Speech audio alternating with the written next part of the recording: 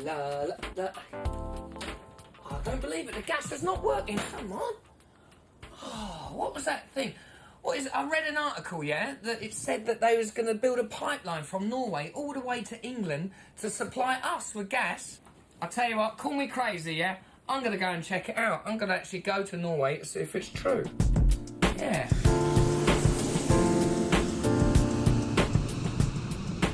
There it is down there, on the way to Norway now. And the thing that I'm looking forward to sussing out is apparently out in the ocean there's this massive gas field called Ummannlangya, and that is going to supply England with like 20% of our gas. The first thing I've got to find out is where all the gas is, and how are these crazy Norwegians going to manage to get it up. That means I'm going on a helicopter ride. Wow, this is brilliant. I love being in helicopters. We've just left Kristiansund, and we're looking for the tie-off, which is like a massive crane boat, one of the biggest cranes in the world, and it's putting the templates down on the seabed. Is that it? What? Yeah. It's just down there. It's huge, huh? Here we go. Here we go. Let's get down there. Ooh. The tie-off might look like a gigantic platform, but it's actually just here to install the templates deep down on the seabed. That was an incredible journey. It's like a science fiction film. You just come through the mist, and you can't see nothing, you can't even see the sea. And then this small thing, like a dot, appears, and then you land on this massive crane ship.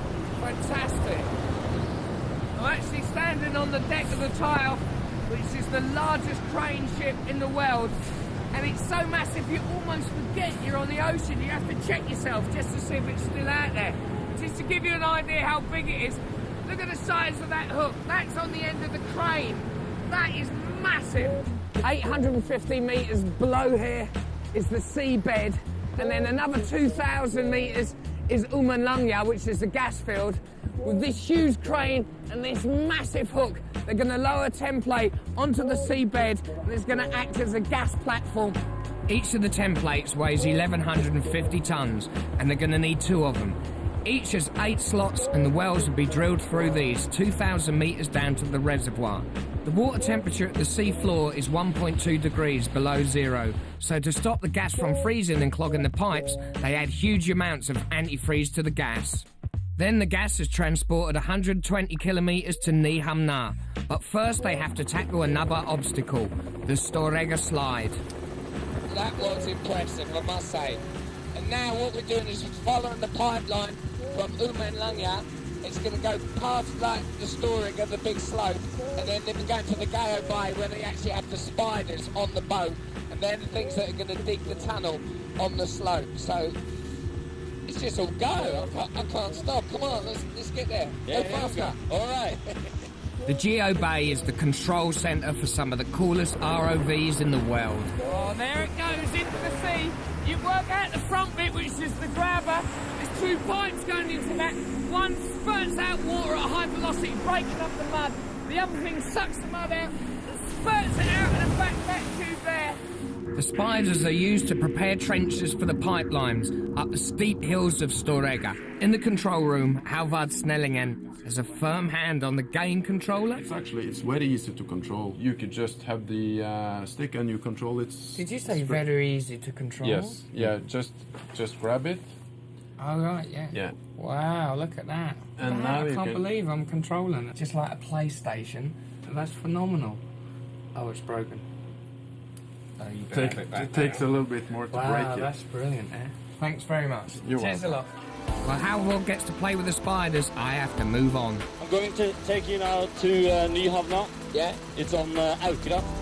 We're going to follow the pipelines all the way there, you know, where the big gas plants are. Yeah, wow. Yeah. You the boss. All right. When the Nyhamna plant starts processing gas in 2007, about €7 billion would have been invested, placing it amongst the largest industrial projects in the Western Hemisphere. This here is the site of the gas plant at Nyhamna, and the gas comes from there all the way into the plant through those 2 pipes, them yellow ones there. And when it gets here, the condensate and the antifreeze is taken out. The antifreeze is recycled and used again. The condensate is like stored, shipped out and sold on. And then what you've got left is like pure gas. And that is then put into that pipe there, and that pipe goes all the way to England, 1,200 kilometres, and that has to take an absurd amount of pipes. I have to check it out. It's all go. Now I'm on my way to Farsen. Woo. Farsen is a tiny village on the southwestern coast of Norway. This project is huge. This is Farsen. It's where all the pipes come and are stored and treated. And to get from Norway to England, a distance of 1,200 kilometres, they need 100,000 of these pipes. But each of the pipes, every 100,000 of them, is individually marked, like 1, 2, 3, and they have to go in as acts. So number 1 has to go in number 2 has to go in 3. And when they've got them all together, then they lay them out on the back of the ship and pour them out onto the seabed like that. Right, there's one.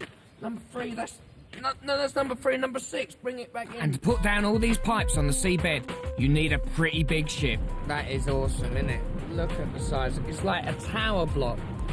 You know, about 10-storey tower block back home. Unbelievable. The Solitaire is like a massive industrial plant at sea. After anti-corrosion and weight treatment in Farsen, the pipes are loaded onto pipe-lay ships, where they are welded together as a pipe string and lowered into the sea, all the way to Islington in England. This enormous pipeline, 1,200 kilometres long, is called Long Lead.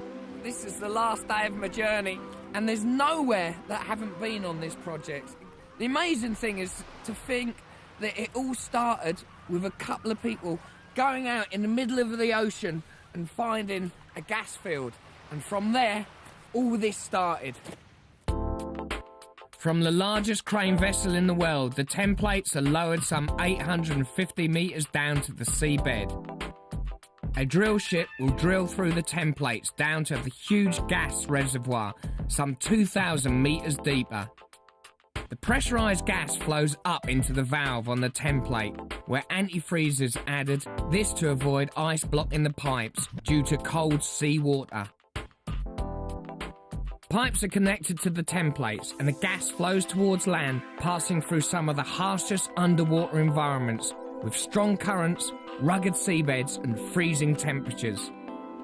Approximately 100 kilometres from land, the escarpment of the 8,000-year-old Storegga slide rises up, presenting gradients as steep as 35 degrees. To trench this huge obstacle for the pipes, 2 specially made excavators perform this almost impossible task. In addition to this, more than 3 million tonnes of rock will be placed on strategic locations to support the pipelines, and boulders have been chopped off to secure the route. As soon as the pipes reach Nyhamna, the gas is separated from the antifreeze, condensate and water. The gas is further processed before it is compressed for export. Then the travel continues through the world's longest subsea gas pipeline, almost 1,200 kilometres from Norway via the Sleipner platform to Islington in England. Then it will be distributed through the local net, and hopefully heat up 10 million cups of tea a day for the next 30 to 40 years to come.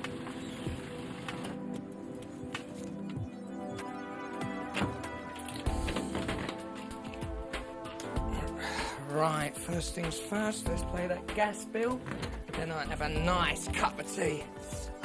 At least I know where my gas money is going on, big ideas.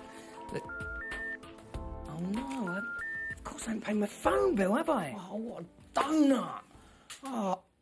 Oh, and the electricity bill! Oh.